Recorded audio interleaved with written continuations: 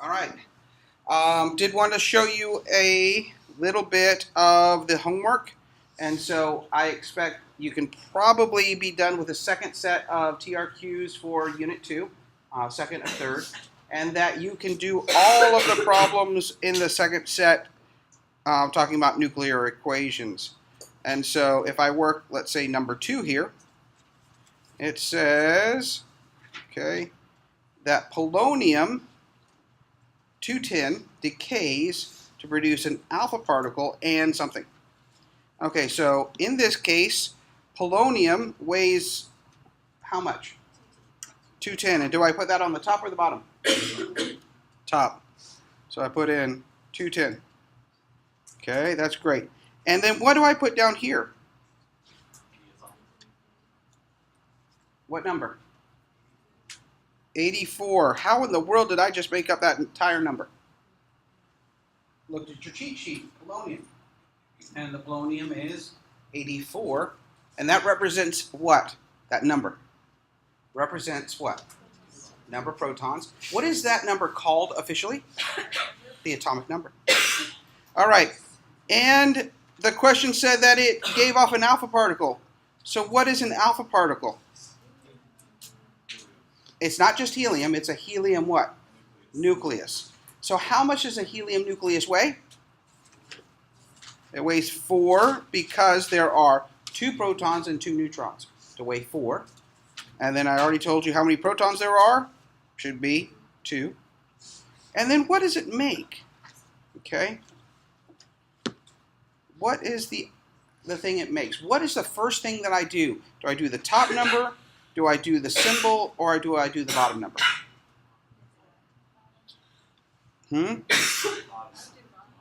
But I like to do the bottom one because the number of protons defines what the element is. And so what value should I put here? 82. The reason is 82 plus 2 will make the 84. Because remember, this 84 polonium is breaking apart into that alpha particle that it leaves and then what's ever left over. Okay. Now if I look at 82, what is 82? Lead. And that symbol is AB. And then the mass at the top here is not what is on the periodic table, is it? Not in these types of problems. It might, but it might not be. In particular, what would be the mass here? We started with what weight? 210, so this must be 206. And check this out. You probably did it without your calculator. I like it. All right. And so we would then hit, you get that little. And so, all right. Too hard? Okay. You want some of these on the exam? All of them. These would be, if you had all of these, it would be great, right? And so you should be able to finish out that set fairly quickly in terms of the exam set itself. All right. If I go back to my assignment menu, back to the main menu, view list, okay. Oh, good night. There's a lot of future assignments. Don't look at that. That's scary. Okay. All right. Does your, I'm not assigned to lab. There's other things in lab that pop up here, don't they? You have to log in. Oh, no, you have to select lab. So that means you've got to check your lecture and check your lab every day. And check your biology if you're in that, right? And check Moodle for, there's a lot of places to check. Okay? That's a whole bunch. Not Instagram, not Facebook. It's CHEM-111 and Moodle. All right. This exam review. All right. There are 131 problems. Do I expect you to do 131 problems? I don't expect that you do 131 problems. If you did, you'll be very well prepared. Okay? But this is what I want you to look at. All right. 1 through, oh my goodness, 1 through average mass, 2 isotopes, average mass, Average mass. Oh, 1 through 20 are all average mass type of problems. Okay? If you could go and do one of those, and you didn't have to look up anything, and you just knocked it out and got the right answer, do you really need to spend time doing the other 19? No. Probably not, because you probably have the logic and the strategy by which you'll approach those problems. So you're probably pretty good. What if you struggled with it the first time in your review? You should do all 19. You should do it until you can do it without looking up any references or a step-by-step procedure how to do it. And once you can do it, move on to the next. And so there may be whole sections of this that you can get the first one done. You have a strategy how to solve those. Don't continue to study the ones you need that you know, because that's not going to help you anymore because you already know it. Move on to sections in there that might give you an opportunity to practice something that you need to practice. So there are a whole bunch of problems there. I don't expect you to work all of them, but I expect you to use it for your benefit the best way. And just spending time there is not the best way to use it, especially if you're just doing practice on things you already know. Okay? There will be things in that list that might be things that you need to work on and to brush up on. So use it wisely when you use that. Okay. All right. We are going to shift our look at the concepts of what we're looking at in more of a little bit of a description of that periodic table. Okay. And so it's not at the right spot. Okay. It's going to start a little bit, but I'm going to a little bit off, but a couple seconds it'll get to where I want. I wanted to start at 4:12, and so we're going to talk about how the periodic table was developed. No, I don't want to start at that. 4:12.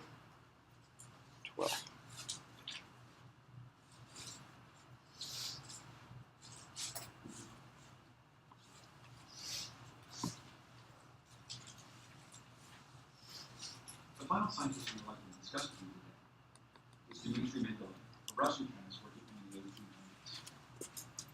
What Mendeleev noted was if he took some of the elements of his day and lined them up in order of increasing atomic number, that he saw a trend. He noticed that, for example, hydrogen, lithium, and sodium had similar chemical properties, as did boron and aluminum, as did carbon and silicon. And the trend continued through all the elements that were known of that day. Now, this is not a comprehensive list, but this is a list of some of the smaller elements which were known. The real genius that Mendeleev decided to do was, rather than simply listing the elements in order of increasing atomic number, was he wrapped them like a paragraph. So instead of a straight line, we create a table. And within this table, each column contains elements which have similar chemical properties. Using this technique, Mendeleev was able not only to catalog the elements in a very meaningful way, but also to predict the existence of yet undiscovered elements, such as the noble gases.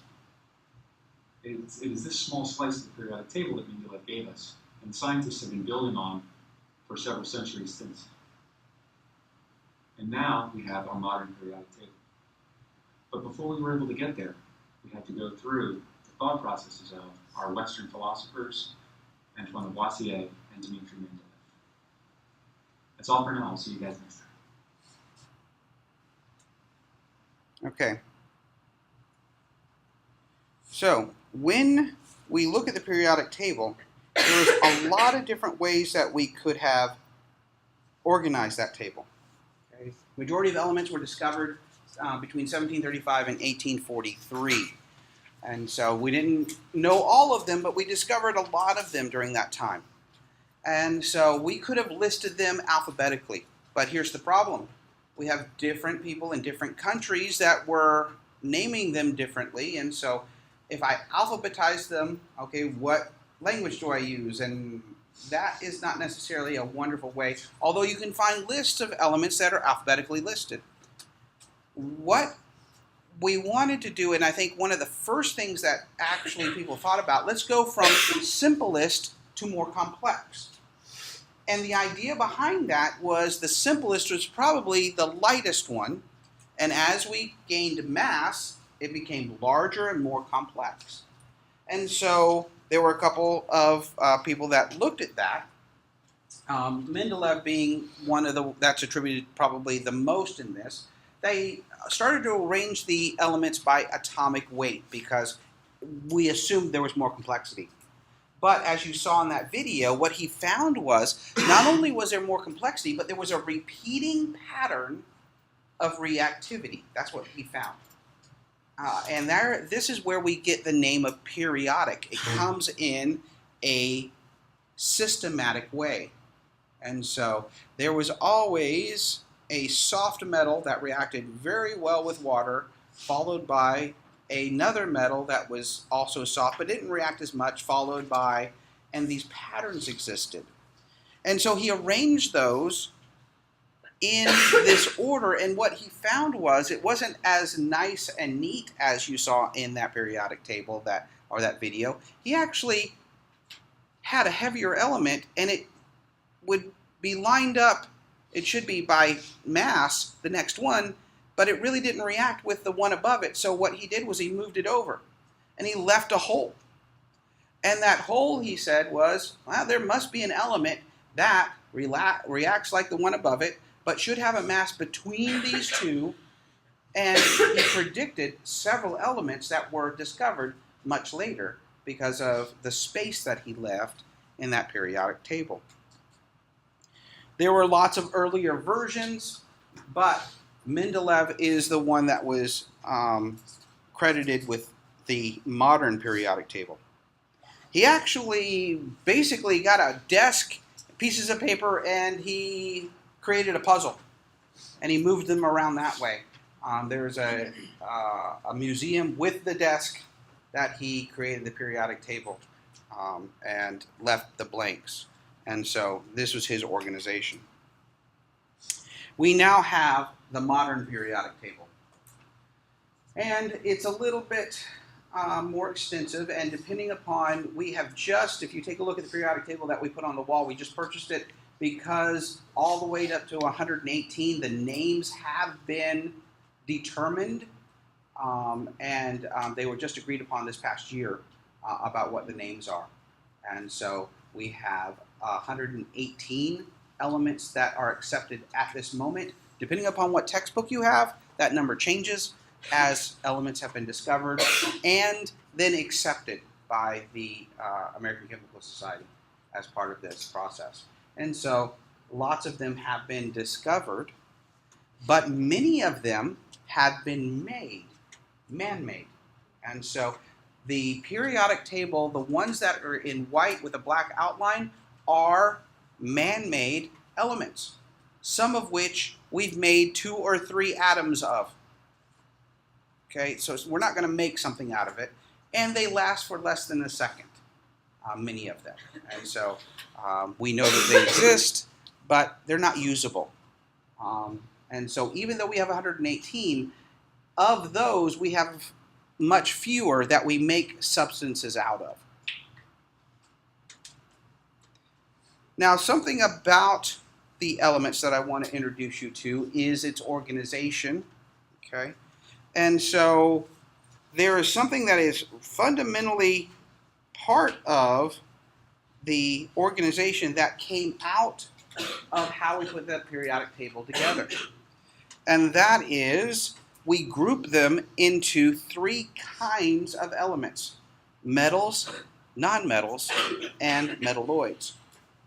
And so if we take a look, there's a dividing line. And if you see that, if you start right here at boron and you make a stair step all the way down, anything that touches that stair step is a metalloid, with the exception of polonium is a true metal, and this element, what's that? Aluminum. You know aluminum, right? Aluminum is a true metal. Everything else is what's called a metalloid. Okay, check out the periodic table. Metals. Oh, even more. Most elements are metals. Okay. Tell me something you know about a metal. What is a characteristic of a metal? Malleability. So if I hit it with a hammer, it doesn't shatter, it bends. Something else about a metal.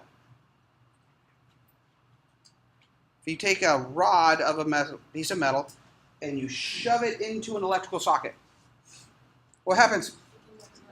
Conducts electricity, and you probably will, well, maybe not die, but you could.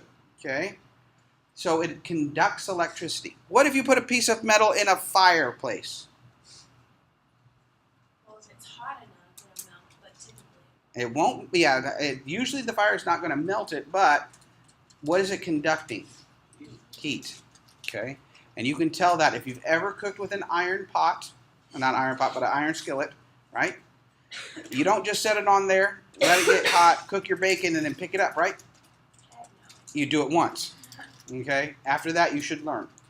Okay? Other things. Most metals can be buffed out to be shiny. Okay? And so there are some characteristics about metals that are,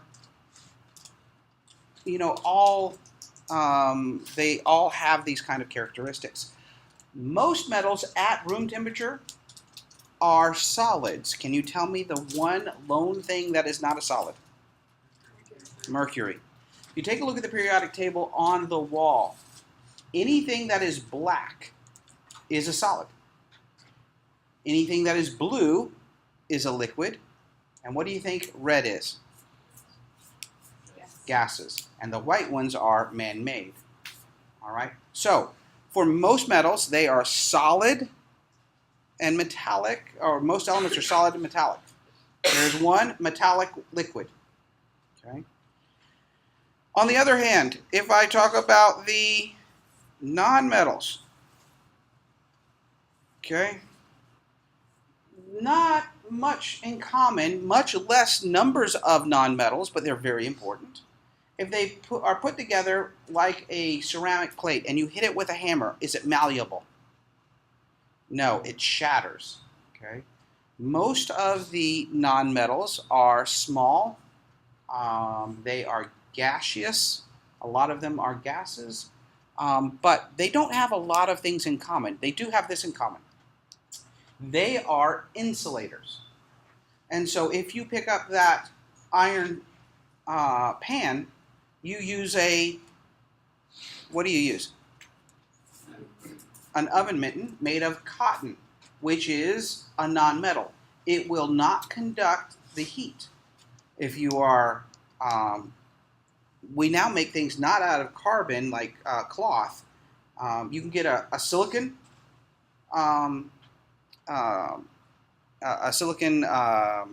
mitt that won't conduct electricity, or the heat itself. Also, wires. We send electricity down wires, right? But the problem is, if two wires touch, it'll short circuit. What do we coat the wires with? Yeah, rubber or plastic, which are nonmetals. And so the only consistent thing about nonmetals is that they're insulators. They have a lot of other varied properties, not like metals. All metals tend to be very, very similar. The metalloids in the middle just can't make up their minds. They can't be one thing or the other. They may be shiny and look just like a metal, but hit with a hammer, shatter. They are called semiconductors. And semiconductors have created a whole industry, and there's a valley named after it where all the computer places, where are all the computers? Silicon Valley. And silicon is from the metalloids. They conduct electricity every so often. And actually, that's the property that is used for computers. And so we have metals, we have nonmetals, and we have metalloids. What we do most of the time is compare metals and nonmetals as being totally opposites in how they react in the world.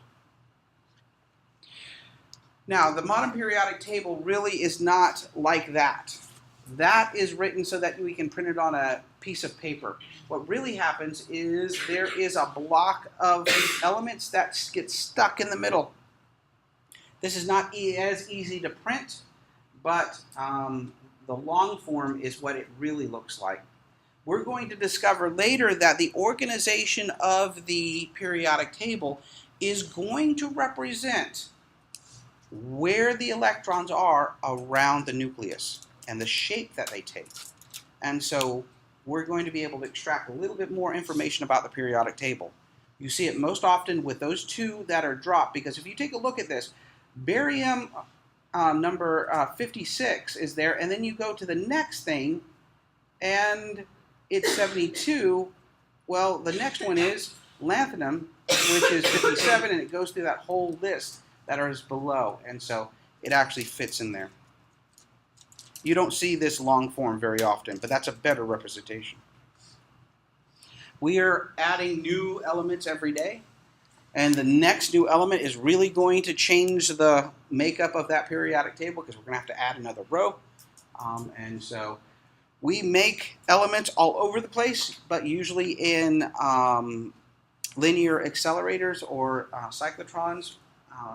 Actually, 117 is named after Tennessee, because at Oak Ridge National Labs, they created a new element. What they do is they take a small element and they put it inside a big tube that has magnetic field, and it makes the element go in one direction at about the speed of light. Then they take another molecule or another atom and they put it in that same electrical field, but they make it run in the opposite direction. And what happens is they make them run in the opposite direction. They're not touching, and then they move them just slightly and they collide. When they collide at very, very high speed, they can fuse together, and for a moment, we have a new element. Microseconds. And that's how we make a new element. Now, we said that we organize this periodic table because they have similar properties. And so if they have similar properties, it's important to understand those properties for each of the different rows and columns. But we don't call them rows and columns, we call them periods and groups. The elements that are in the same group, up and down, have similar properties. And so what we do is we name these. All right. Now, if you take a look at that periodic table at the top, it says group, and it starts with number 1, hydrogen's in group number 1, and Be, beryllium, is in group number 2, and you go across, you see they're numbered 1 through 18. That is the modern way of numbering the groups, 1 through 18. There's an older way to do it with Roman numerals, but I like the 1 through 18. It works really well. Group 1s, all of those are called the alkali metals. You should know that. Group 2, all of them are called the alkaline earth metals. Group, what we would say is a 13 is this one's hard, the boron group. 14, the carbon group. 15, the nitrogen group. Wow, we're really throwing it all out there.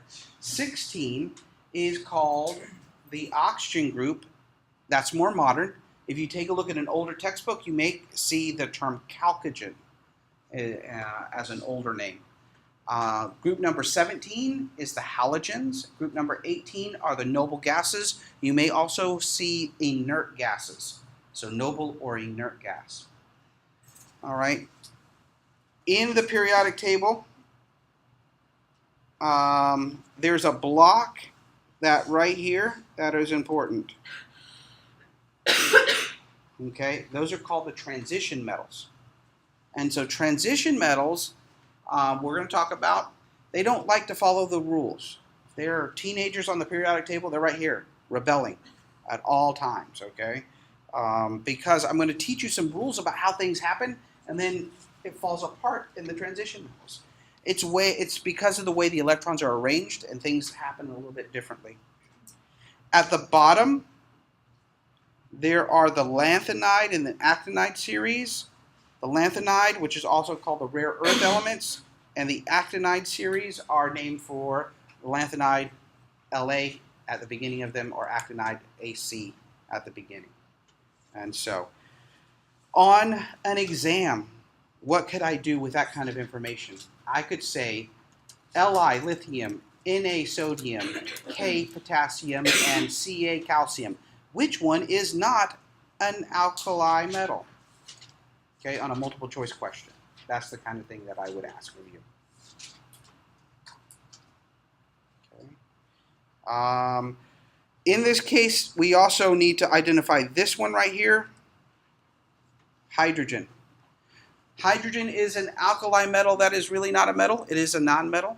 Hydrogen is its own special element. It kind of has really unique properties, having only one electron and one proton. It's in the alkali metal column. It can react like an alkali metal, but it can react some things differently. Hydrogen is almost its entire own group by itself. And so we're going to see hydrogen have a little bit of a difference in some of the trends.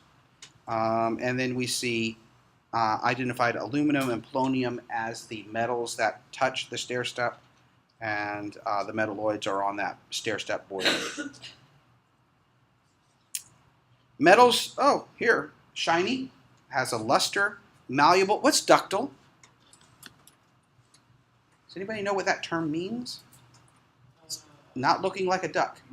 You can roll it to a cable, right? Yes. If you pull metal, okay, metals have so many bonds between the atoms that you just normally can't rip the metal into two pieces. What happens is the metal stretches. Okay, the tendency to be pulled into a wire is the term ductile. Okay, you can actually pull it enough to where it breaks, but you can't do that with a nonmetal. Nonmetal will break, but the metals are ductile. They tend to conduct electricity. If you actually react them to form a water solution, most metals become cations, possibly charged, and dissolve. And the transition metals have what are called variable charges. Remember, atoms can become charged. Well, there's a lot of atoms on the periodic table that can only become one charge. And I'm going to show you some rules for that later. But when you get to transition metals, they tend to be able to react in multiple ways. And there's some reasons behind that, but it's because the arrangement of the electrons, they have a couple ways they can go. Nonmetals, much, much more diverse. They tend to, when they react, they tend to gain electrons and become negative. Metals tend to react and lose electrons to become positive. Those are about really the only things that kind of group the nonmetals together, that they react to form negative ions, and they are insulators. They do not have luster. They have lots and lots of colors. They're usually brittle. Okay. They can't conduct heat and electricity. The others we'll talk about later about being able to form acidic solutions. Metalloids, don't know what they're doing. And so that is a picture of a metalloid. It sure looks like a metal, doesn't it? If you walk by it, you would think it's a metal. It's shiny, it has luster, but if you hit it with a hammer, it would shatter just like a ceramic plate.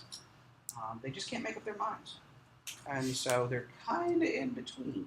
There are a couple of very important ones in terms of industrial uses, like the silicon the chips for computer process, but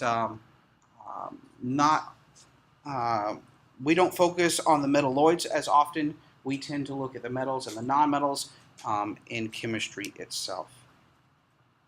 All right. I think that's it. Is that all the slides? We have gotten to the end. All right. Are there any questions about any of the homework that you've been doing? Are you all good? I have a question about metalloids. Yes. Do the properties of them change on a case-by-case basis? The properties change on a case-by-case basis, and their properties can change based upon the conditions they're in. And so we can control how well a semiconductor will conduct electricity by manipulating the surroundings it's in. And so they've got some really unique properties. They're in their class by themselves.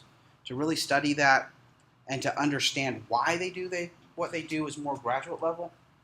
We tend to stay away from them at the undergraduate level because They really don't like following many of the rules that we established for them initially. Okay. Everybody's doing well on their homework? Yes. Justin. So on the exam review, Yes. On exam review, number. Oh. What kind of problem was it? so there's one part where there's multi-step significant figure equations. Oh, a multi-step significant figure question. Oh, that's wonderful. And I was wondering if you're multiplying and subtracting, adding or subtracting at the same time, which will be called multiplication subtraction rule or multiplication division rule. Yeah. In that case, I'll tell you this: you will not have a combination one on the exam. Okay. Because, like something down here, like this one where you have, let's work that problem. So something like this, right? Where you multiply all of those, and in terms of the multiplication on that first part, there is only 3 sig figs, right? In the first part, because in this, the first 4 zeros are not significant, and the last 3 are. Okay? And so if I multiply those two together, then I'll end up with a numerical value that has 3 sig figs. Then you would add those together. And at that moment in time, when you have 3 sig figs, it depends upon what that number comes out to be. Let me see. Let's multiply that and see if we can get this right. 565 times okay, 1, 2, 3, 4. All right, plus 0.00075. Okay, on my calculator, if I did that, this is what I get. How many people will get this number on the calculator? 94284. Okay. I'm going to do something. I need to go back and make sure I did something too.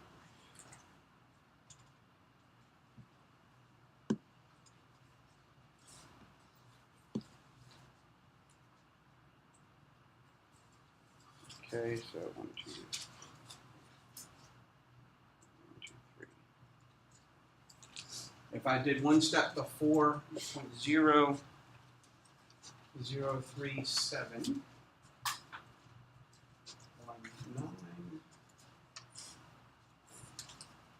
9284 plus 0.00075. That's one step before. Okay. By the time we get that first multiplication step, the significance is to right there, to that 9. Is that correct? Nope, not to that 9. Would be to this 2. Would be right here. There's only 3 sig figs in the problem. Okay. So that would be to the 1, 2, 3, 4 decimal place. Okay. This we have 1, 2, 3, 4, 5 decimal places. In the addition, most likely we should get down to the 1, 2, 3, 4th decimal place. 1, 2, 3, 4 decimal places. I'm hoping that that's the right answer. There's a lot of people that do have issues when you do both. 0.379, and then that 4 would round down. All right. What? Oh, that is not good. Oh, my answer is correct. Oh. See, it needs to have sparkles or something. Okay, so what happened here was, this was the product of the multiplication. Okay? And the multiplication had 3 sig figs, so that was all of those. And so we could only go to 3. And then that made the addition problem a total of 4 decimal places. Whereas this one had 1, 2, 3, 4, 5 decimal places. Once you get to the addition, you have to go to the least number of sig figs, so you can only go to 4. And so that's why my answer went to 4 at the final product. It's adding and subtracting is a little bit more confusing.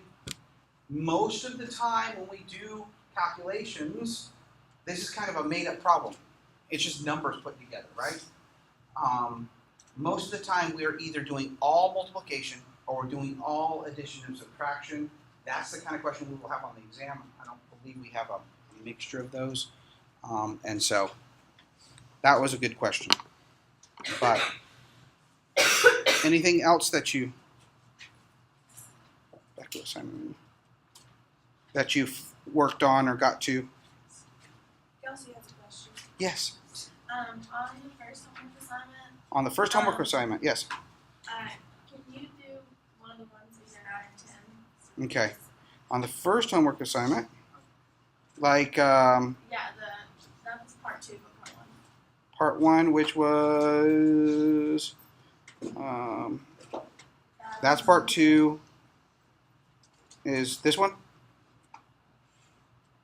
And 9 or 10?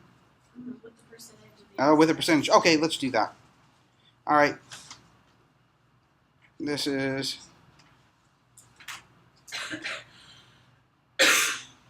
Come on.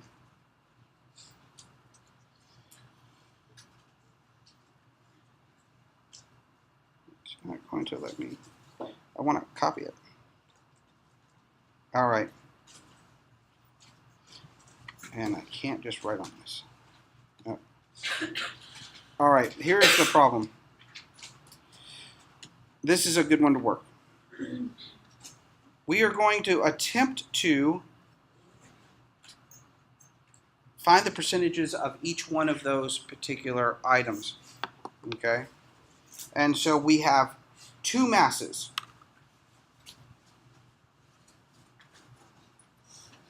Okay? Add blank. Oh no, I'm going to lose it. Add a blank. All right, so we have 2 masses. 69 gallium.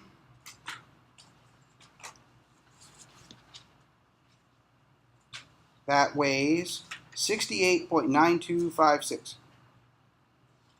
68.9256.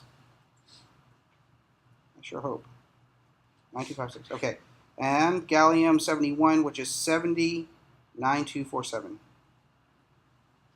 70.9247. That's 71 gallium.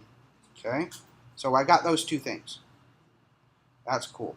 But then I need to know what the average mass is. So it tells me to go to the periodic table, and you have to go to their periodic table. And I look at gallium. I try to look at gallium. And where's gallium? There it is. Okay. And so we have a mass of 69.723. 69.723. Well, that 7 doesn't look like a 7. Okay. All right. That is equal to some of this and some of that. I don't know how much, but I do know this, that whatever percentage of one plus the percentage of the other has to equal 100%. So I've got to distribute between 2 things.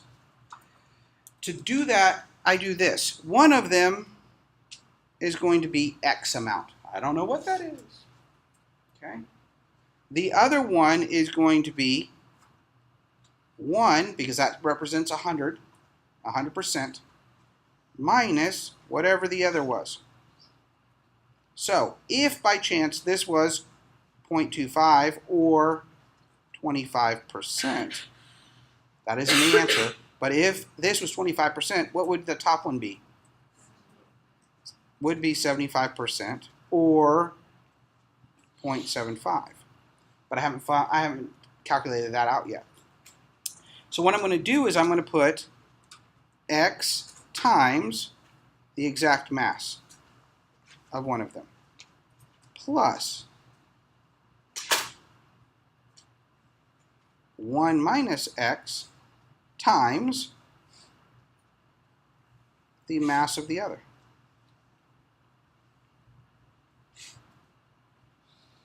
Okay? And whatever those two things mathematically work out to get to the average, I'm going to finish that. So in this case, what I would do is I would have to do this. Distribute the x. So I've got 70 something x plus 1 times that number is that number, 68.9256, okay, minus 68.9256x. And that all equals 69.723. Okay. Now I got stuff. I've got numbers.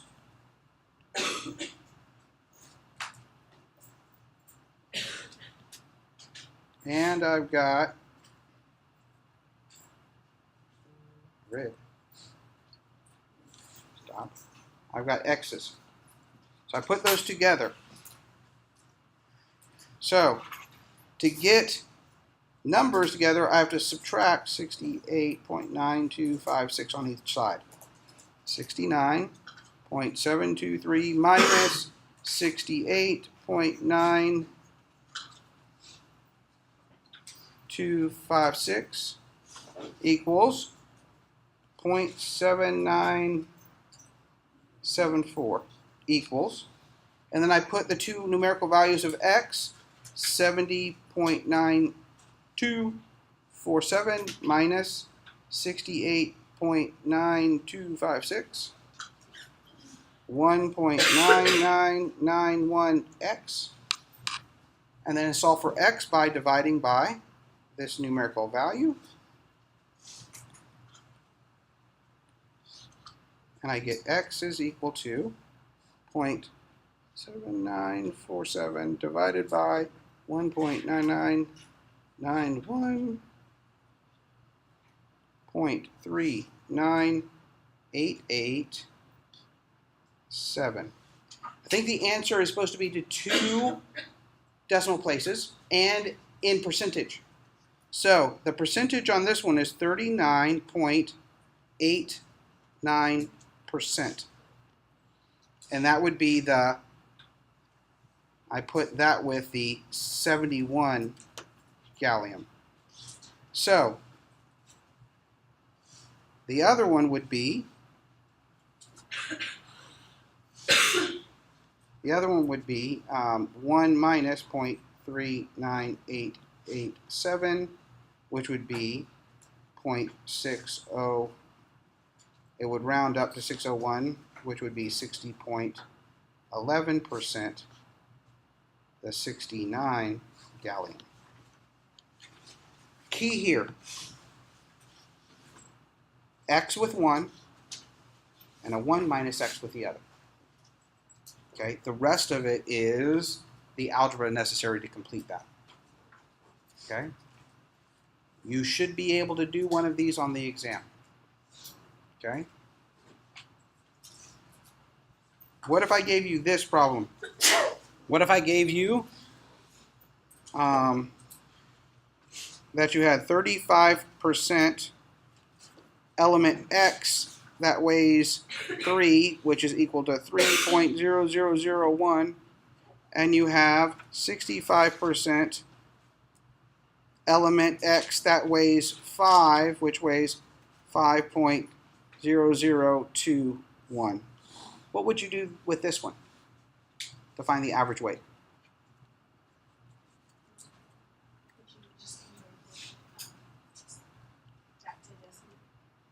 Okay, if I want to find the average mass, it is equal to, I've got to convert one of these to, or I've got to convert the percentage to a decimal, right? 0.35 times the weight I gave you plus the percentage of the second one times the exact weight I gave you. You will get a number here. You will get a number here, number 1 and number 2. And if you add those two numbers together, the average mass will be the sum of those two numbers, 3, and given to the significant figure that I tell you to do, or based upon this, since you're multiplying, it would be to 2 sig figs. If I didn't tell you what I wanted, you would have to do it to 2 sig figs. You should be able to do both of those for the exam.